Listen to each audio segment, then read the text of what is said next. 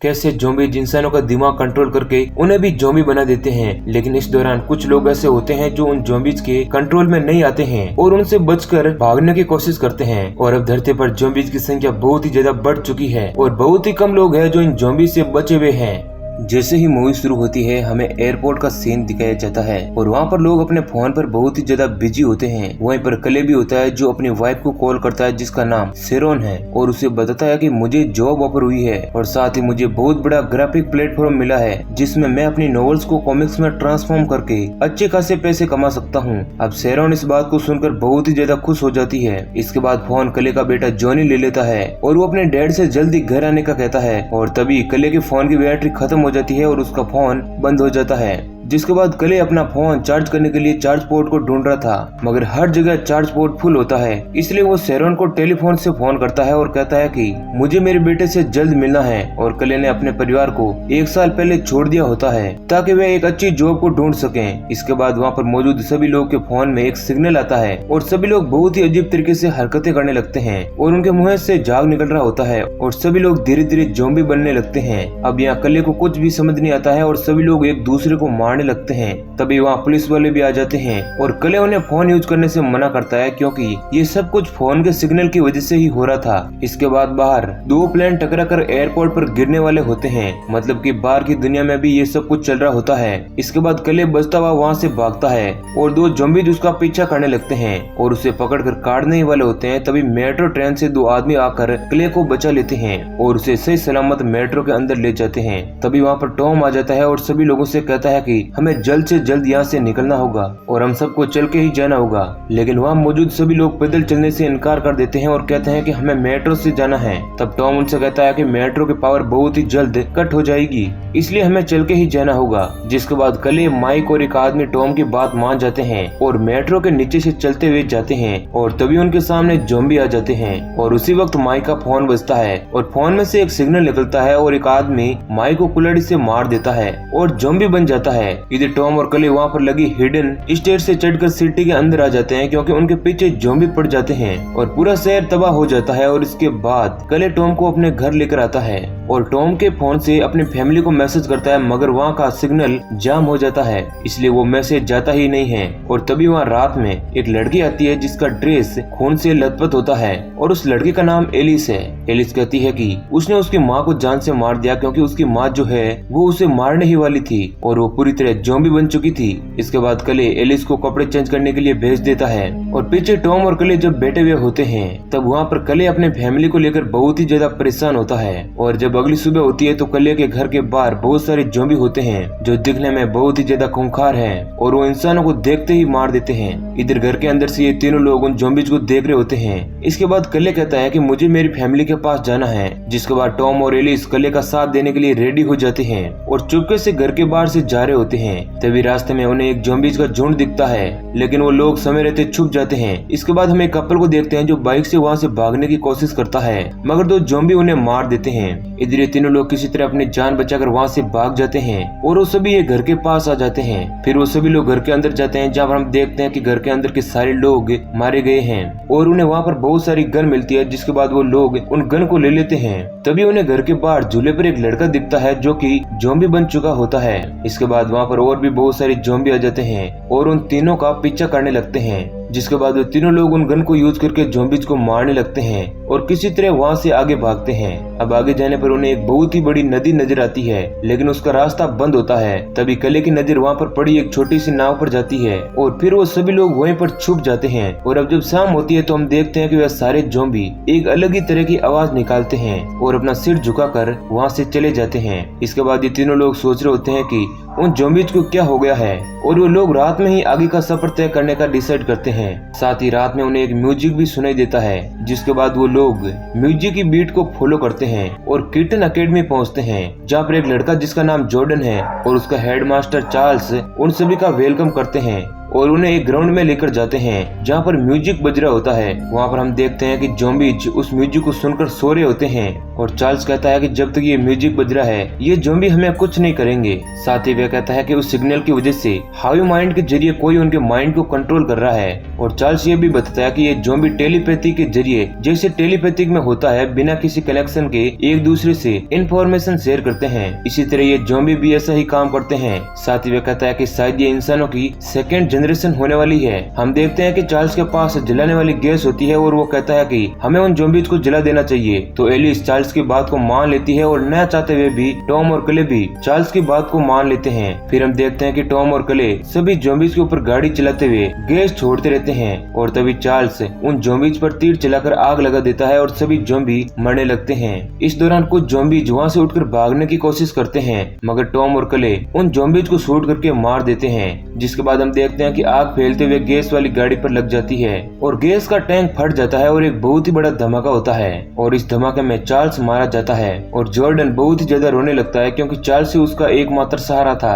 अब अगली सुबह हम देखते हैं कि वे सभी लोग अपना दूसरा ठिकाना ढूंढने लगते हैं और वो लोग एक जगह पर जाकर रुक जाते हैं। टॉम भगवान से अपने गुनाहों की माफी मांगता है जिसके बाद सभी सो जाते हैं और क्ले को एक सपना आता है जिस सपने में वो अपने वाइफ को ज़ॉम्बीज के साथ देखकर बहुत डर जाता है और डर के मारे अचानक से उठ जाता है।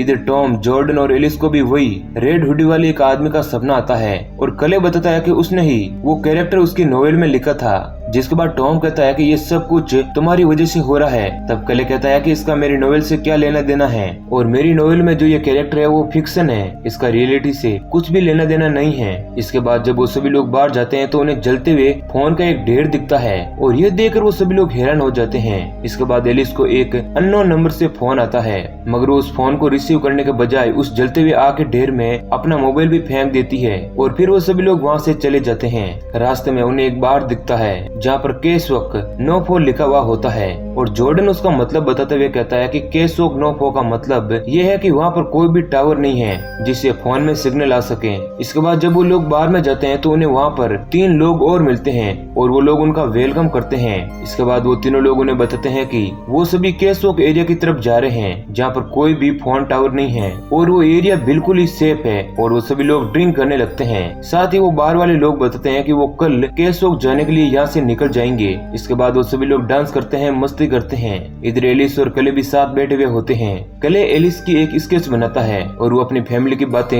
एलिस के साथ शेयर करता है। बाहर की एक ओल्ड लेडी को कुछ अजीब सी आवाजें आने लगती है जिसके बाद वो दरवाजे को लॉक कर देती है और हम क्ले को देखते हैं जो आवाज सुनकर उठ जाता है और उस ओल्ड लेडी के पास जाता है। लेकिन तभी कुछ ज़ॉम्बी वहाँ आ जाते हैं और क्ले पर अटैक कर देते हैं और तभी वहाँ पर टेंडर भी आ जाता है लेकिन वो ओल्ड लेडी अपने मुंह के साउंड से उस बार टेंडर को भी ज़ॉम्बी बना देती है। अब यहाँ हमें पता चलता है कि ज़ॉम्बी बनने के लिए अब उस फोन के सिग्नल की जरूरत नहीं है, ये ज़ॉम्बी एडवांस हो चुके हैं और वो अपनी आवाज से ही लोगों को ज़ॉम्बी बना देते हैं। इसके बाद टॉम पर ज़ॉम्बी अटैक करते हैं लेकिन एलिस टॉम को ज़ॉम्बी से बचाती है और तभी हम देखते हैं कि वे ओल्ड लेडी एक रोड को एलिस के सिर पर मार देती है लेकिन पीछे से टॉम आकर उस ओल्ड लेडी को भी मार देता है।